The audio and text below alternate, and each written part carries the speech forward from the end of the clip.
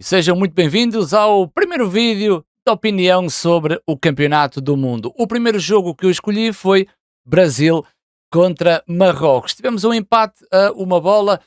Vamos olhar para a equipa do Brasil, a equipa também de Marrocos, dar a nossa opinião taticamente, ver as estatísticas.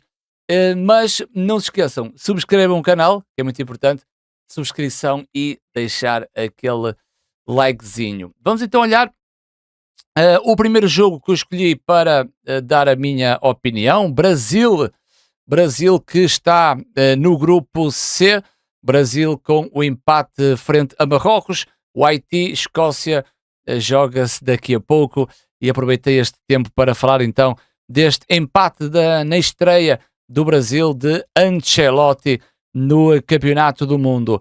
Brasil 1-1 com Marrocos, Vinícius Júnior marcou o gol do empate ao minuto 31, Saibari inaugurou o marcador ao minuto 20, empate com duas equipas em que Ancelotti traz para a equipa do Brasil dois médios com Bruno Guimarães e Casemiro, uma linha de três à frente com Vinícius, Lucas Paquetá e Rafinha. Nem sempre Rafinha teve colado ao lado direito na primeira parte, muita troca posicional com Lucas Paquetá.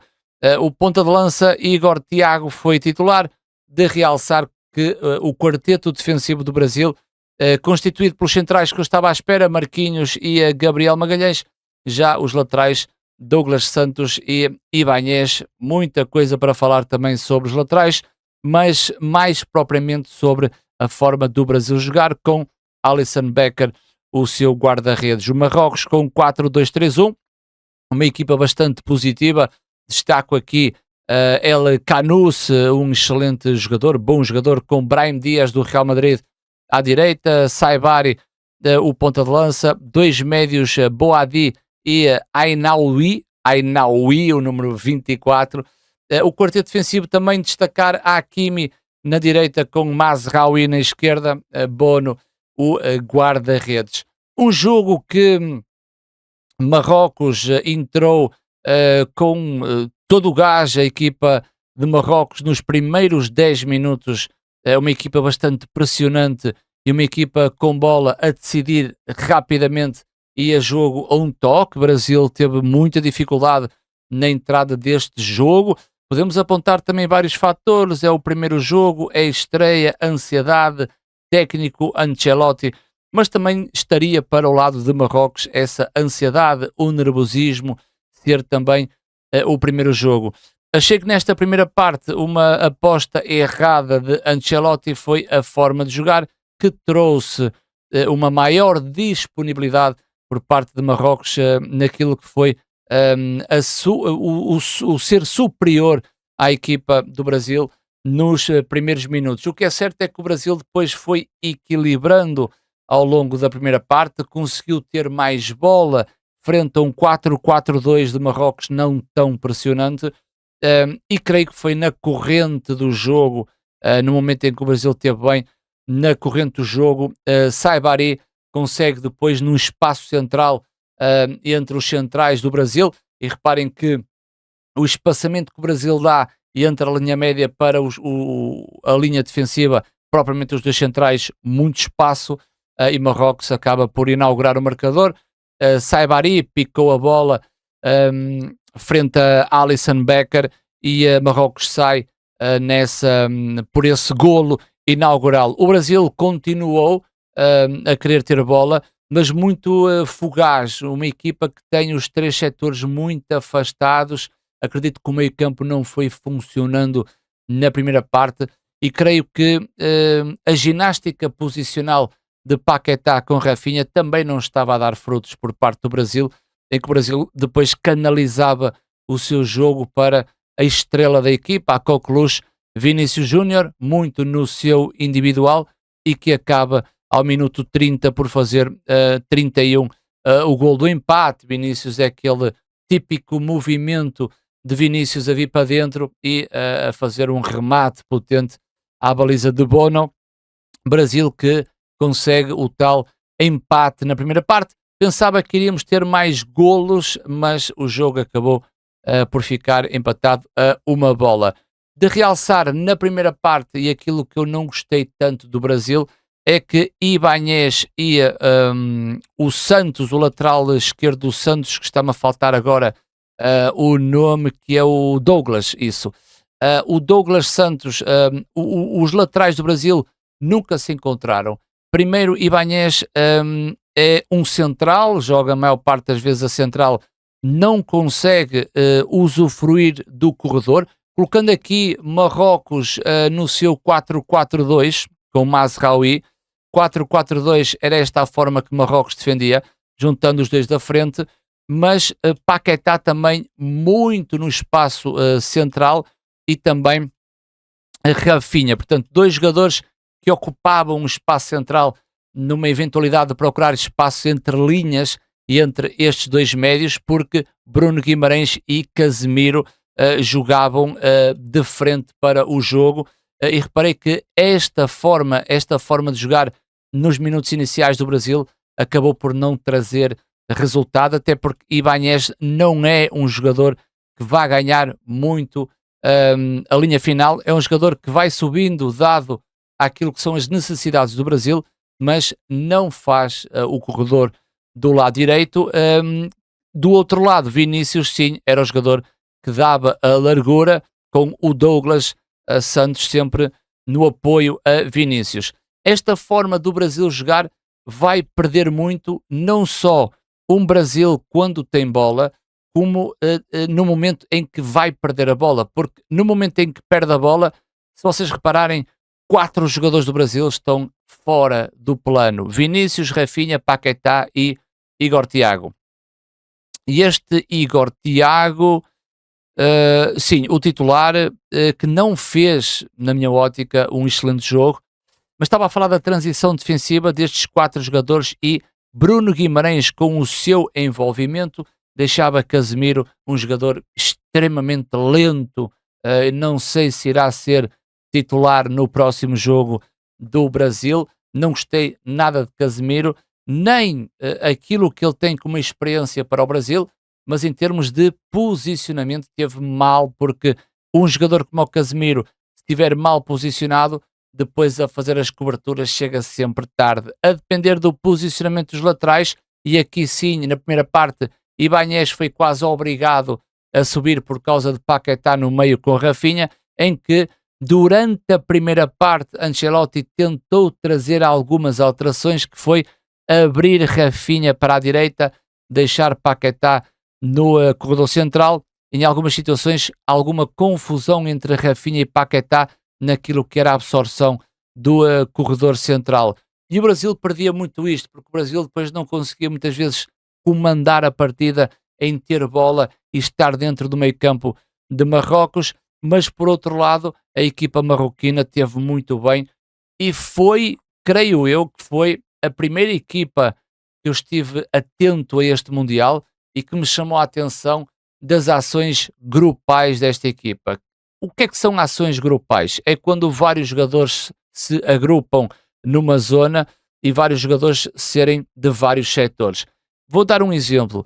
O Marrocos, quando tinha a bola no lado esquerdo, por exemplo, Kanous acabava por receber um pouco mais aberto, e depois Mazraoui, Ouani no espaço central e Boadi acabava por dar uma linha mais recuada.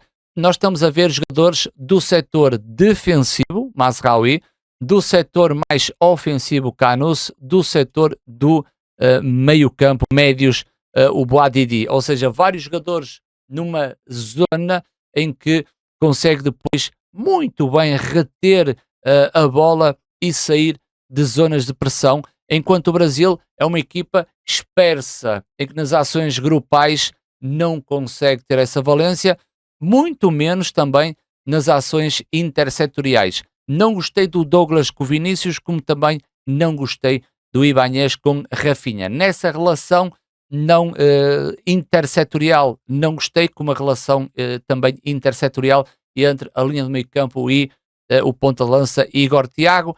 Mais dificuldades para o Brasil naquilo que foi a primeira parte. Na segunda parte, Ancelotti faz aqui duas alterações que me pareceram muito boas.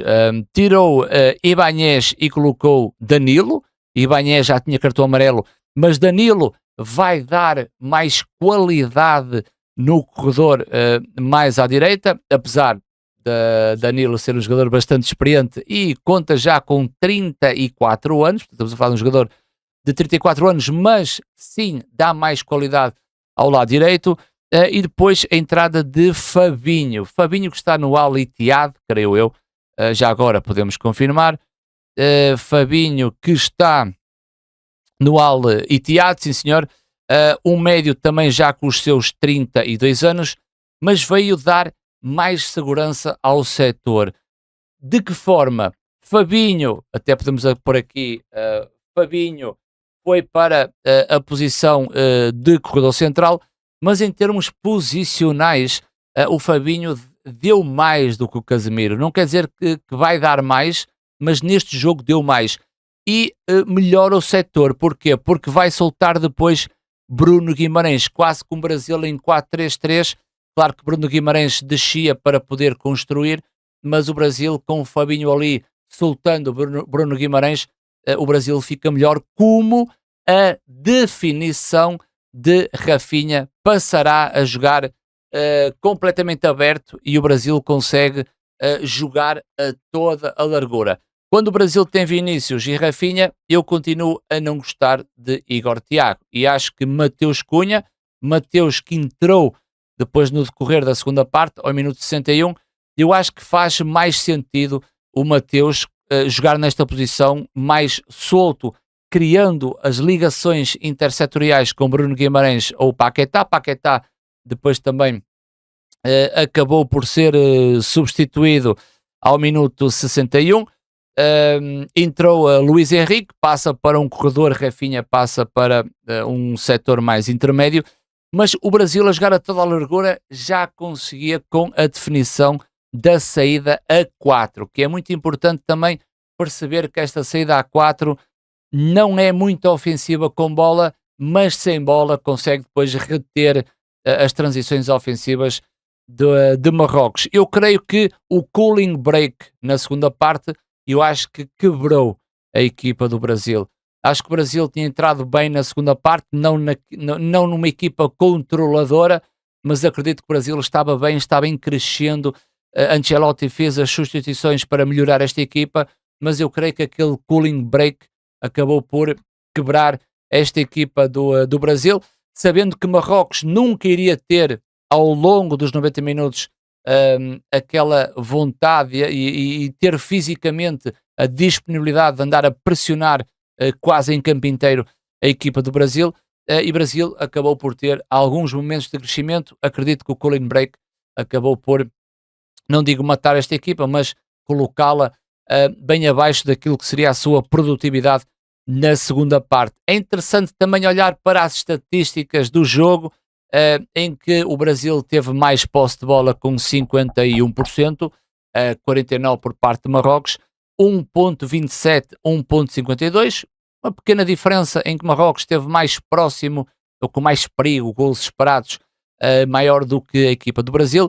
Mas depois aqui entra um pouco a minha desilusão, que é, o Brasil tem 13 remates à baliza, Marrocos tem 14, portanto 13-14, em que Marrocos tem duas grandes oportunidades, o Brasil tem uma, mas eu fico mais pobre em olhar para 13 remates do Brasil, em que o enquadramento à baliza apenas 5, de 13 teve 5, em que, por exemplo, Marrocos, de 14 remates à baliza, Marrocos teve apenas 3, ou seja, não foi uma grande noite nem para Bono, nem para Alisson. Creio que o jogo teve a velocidade correta e teve lá pormenores tecnicamente muito bons de alguns jogadores. Em zonas de finalização nem tanto, ou seja, tivemos mais quantidade do que qualidade, e por isso é que o jogo ficou a uma bola. Queria mais golos, acabou por ficar empatado. Mais na parte final, creio que Marrocos usufruiu de algumas possíveis lesões que mereciam tratamento. O jogo teve 10 minutos de compensação, mas acredito que à medida que o jogo fosse avançando, nenhuma das equipas queria perder. E por isso, esse arriscar, tanto de Marrocos como do Brasil, não me pareceu que tivesse a um ponto de uma das equipas arriscar tudo. Até porque é o primeiro jogo desta fase de grupos, sabendo que estas duas equipas são as equipas mais fortes, tendo em vista a Escócia e o Haiti. O próximo jogo do Brasil será com o Haiti e depois o terceiro será com a equipa da Escócia. Não digo que fiquei desiludido por parte do Brasil, claro que eu tinha uma maior esperança que o Brasil pudesse vencer a partida, não esquecendo que Marrocos é sempre uma equipa dura, equipa africana que tem também as suas valias, mas acredito que foi um bom jogo de teste também para Ancelotti e para a equipa do Brasil, acreditando que não é o Brasil mais forte que eu já vi em toda a minha vida, mas acredito que o Brasil pode ter algumas dificuldades de futuro contra equipas melhores, mas a ver, vamos, como é que este Brasil vai traçar o seu caminho neste Mundial. Não se esqueçam de subscrever o canal, deixar aquele likezinho e o próximo jogo talvez fale dos Países Baixos, Japão, que é já no dia de hoje, a ver se também faço aqui um comentário, mas já sabem, deixem aí o likezinho, subscrevam o canal, estamos aí para o próximo jogo deste Mundial 2026.